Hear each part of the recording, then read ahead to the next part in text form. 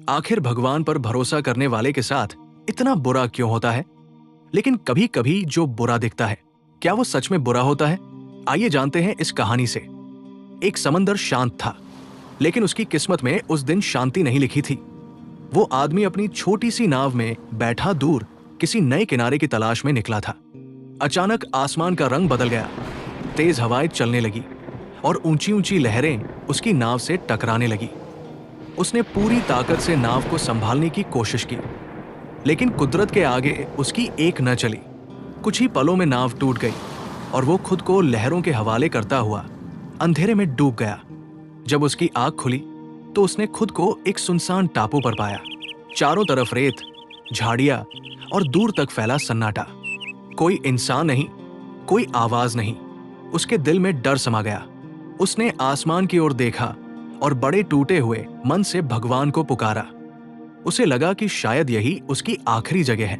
लेकिन इंसान जब तक सांस लेता है, तब तक उम्मीद भी जिंदा रहती है। उसने खुद को संभाला और जीने की कोशिश शुरू की। दिन रात मेहनत करके उसने लकड़ियां इकट्ठी की।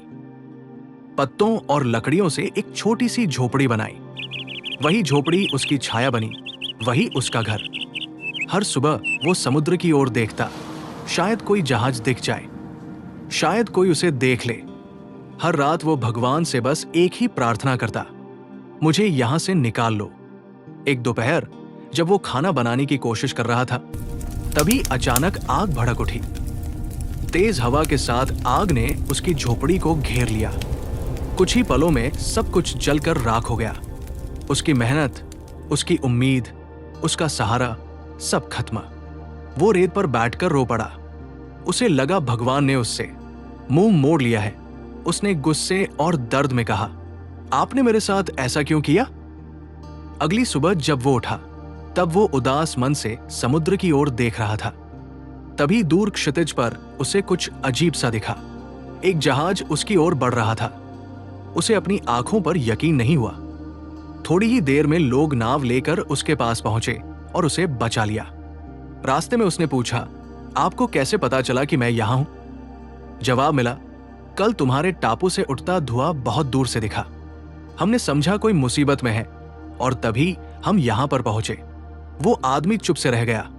उसकी आंखों से आंसू बहने लगे।